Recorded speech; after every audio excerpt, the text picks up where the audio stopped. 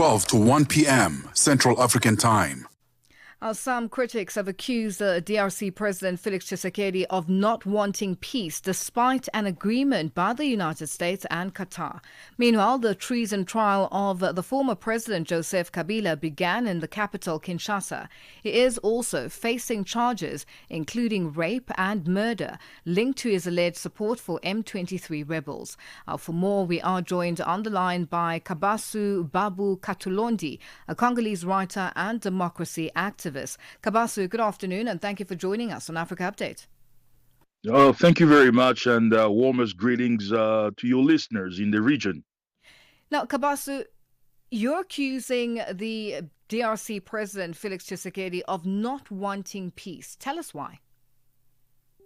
It's because based on the core principles articulated in the Doha Agreement, one of the principles prescribes that all parties should promote appeasement.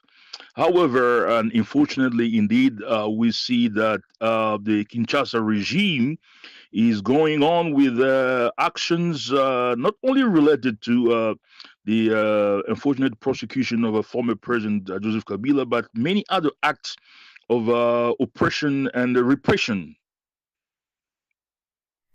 Now, the former president, Joseph Kabila, is being tried in absentia, and he's accused of allegedly being the mastermind of the M23 rebels, also of rape and a number of atrocities that have been brought to the fore, allegedly. Now, what are the people on the ground saying in terms of the citizens of the country? Where do they stand?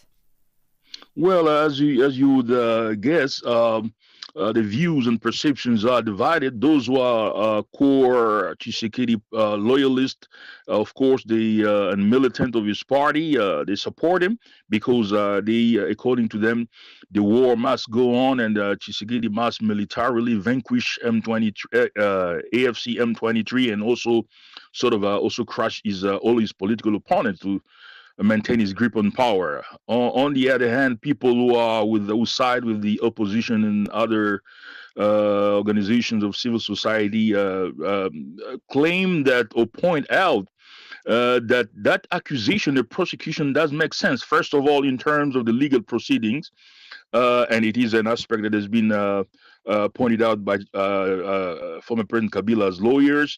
The process through which he was actually the prosecution was prompted didn't comply with the procedure because for a former president in DRC to be prosecuted, it necessitated a joint sitting of two houses of the parliament, meaning the Senate and the National Assembly. That did not happen. It was only prompted by the Senate, number one. Number two, the accusation does not at all make sense, particularly at this point in time where, based on the Doha Agreement and also to a significant extent based on the Washington Accord, AFC M23 are now valid partners of the peace process with the Kinshasa government. They signed together that text and they called for appeasement. Therefore, the Kinshasa regime cannot turn around and say, okay, now because you associate with M23 and you are in Goma, Mr. Kabila, and then we prosecute you for rapes, whatever other crimes committed allegedly by AFC M23. It does not make sense, and it's completely contradictory.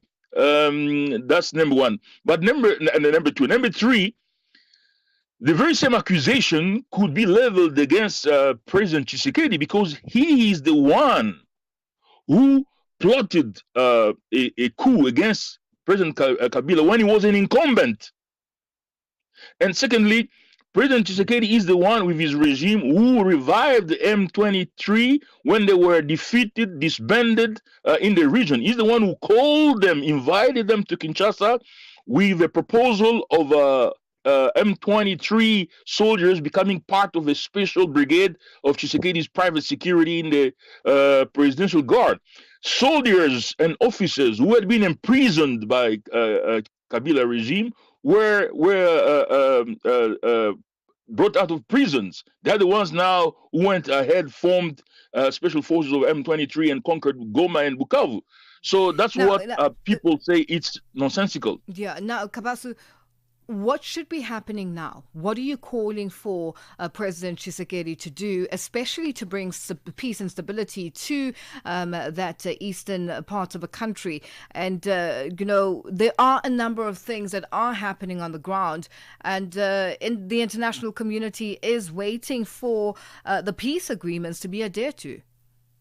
Yeah, that peace agreement is only tackling peripheral syndromes of a deeper cause. The international community and facilitators should pressurize the Kinshasa government to accept an inclusive dialogue.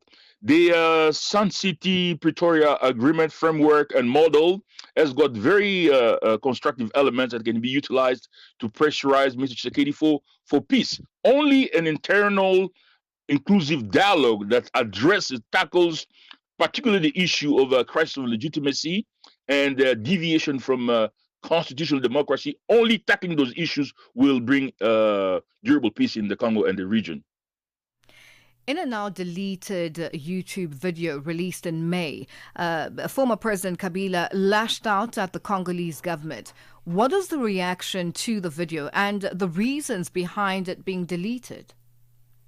I think one or two aspects. It was, first of all, because maybe the focus was certainly on dictatorship and pointing the finger to the Kinshasa government.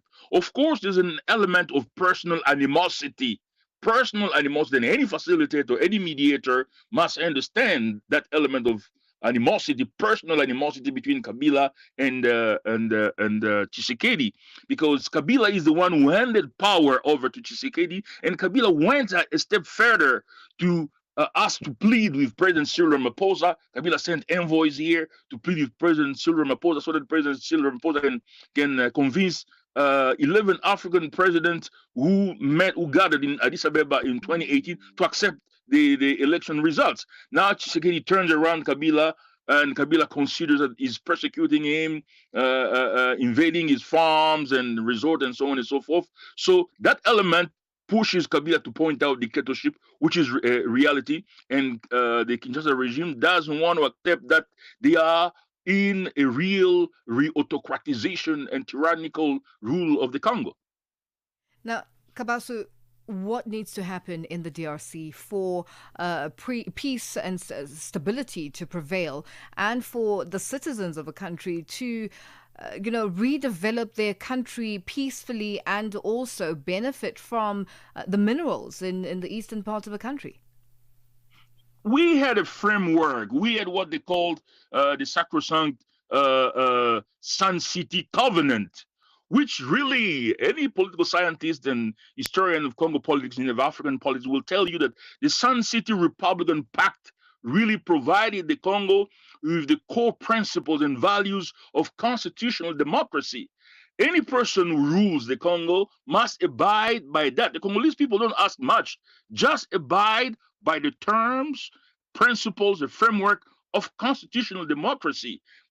Promote good governance, human rights, and transparent model of development for the Congo. As long as there is a group of people who rule the Congo in a dictatorial fashion and engage in predation, a family and a bunch of friends and cronies monopolize the army and instrumentalize the justice system against the other, we will not have peace.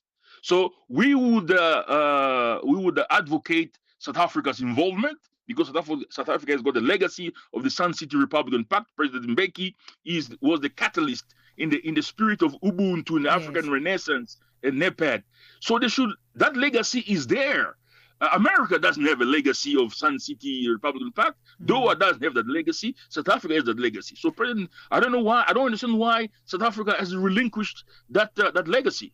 Well, Kabasu, unfortunately, we have run out of time and are going to leave it there for today. Thank you for joining us on Africa Update. Africa Update.